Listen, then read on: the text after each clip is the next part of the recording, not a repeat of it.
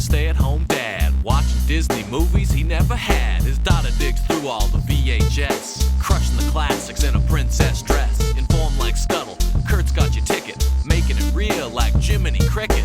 Most are off the Captain Hook, but if the Tweedledum, he'll be taking more shots than Bambi's mom. Leaves him raised like Simba, or cracked like the beast dishes. He'll show you a whole new world, you won't need 3 wishes. Stay at home, Disney Dad.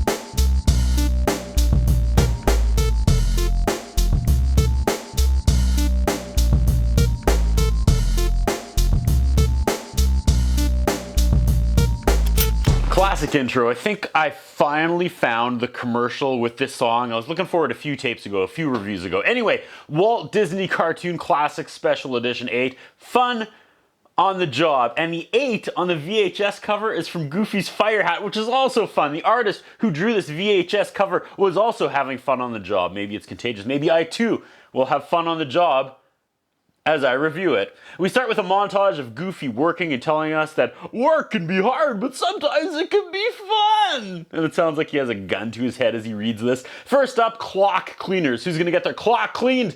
Yeah, probably all of them. Giant Big Ben style clock, and Mickey is sitting on the big hand, scrubbing the numbers as he goes around. And I know this is a 100-year-old cartoon, but I have anxiety watching him do that. Not a heights guy. Not a heights guy. Inside the clock, Donald and Goofy are mopping and cleaning. There's a sleepy stork living inside the clock, and we go into 3 independent stories of Mickey trying and failing to get rid of the stork, Donald trying and failing to fix the gear, and Goofy trying and failing to clean a bell. It's all physical comedy. There's no dialogue. It's the animators just doing their thing and having fun, and I don't know. It's aged great. This is a fun short. The animation and background art and angles they chose are ahead of their time, and it takes you back to a time when that was enough. You know?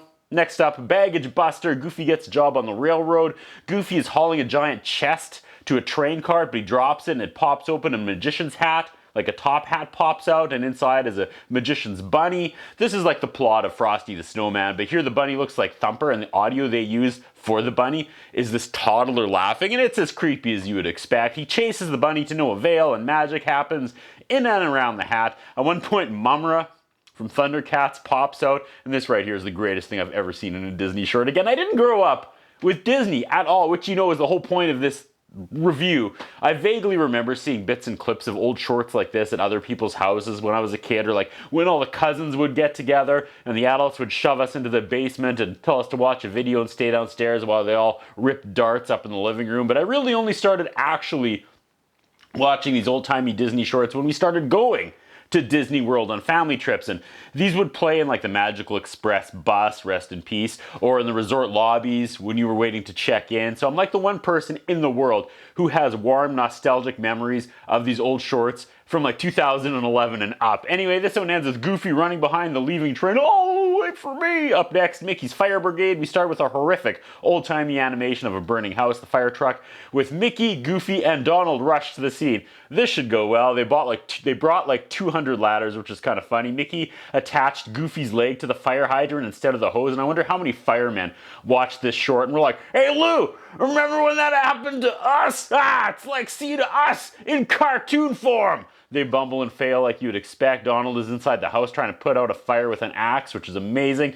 Goofy is tossing furniture out the window like Young Guns, or Young Guns 2, I can't remember which one. In one of the rooms is Clarabelle having a bath, and now this has become some weird like firefighter fantasy. Like I'll bet there's an adult movie with this exact plot. It's probably all hose puns. They use Goofy as a battering ram, like his head, to break down the bathroom door so they can get to the naked female in the bathtub. They manage to get the entire tub with the naked female outside and onto the front lawn, and all 3 dudes end up in the tub with her, and we fade to black. But just when it was getting good, folks. Come on. You know I'm right. Oh, there's one more. The big wash is last. We start with the sleeping elephant in the circus. Goofy is snoring and he almost swallows his socks as he's snoring. That also gave me weird anxiety. Some angry elephant drags him outside. Goofy wakes up and says, "Everything's great, it's a lovely day, and everything's gay." I'm not really following what is happening in this one. It seems to just be Goofy and an elephant, like with each other for 10 minutes. But again, back in the day, 10 minutes of animation was enough. A few times the elephant actually tries to straight up kill him. I think he's supposed to be bathing the elephant. Is this what's going on? And that's it. We fade to black. This video was released in 1992. I often forget how the 80s really bled into the 90s until like 1994. I would have said this was like 86, 85, but no. That's what I think about. What do you think? What we have is a concern about Curtis Anderson. His interviewing style is not the best. His personal appearance is not the best. I was wondering if the man has some kind of a hold over the channel that he's allowed to be employed for so long with the standards of journalism and personal appearance that he has. Thank you.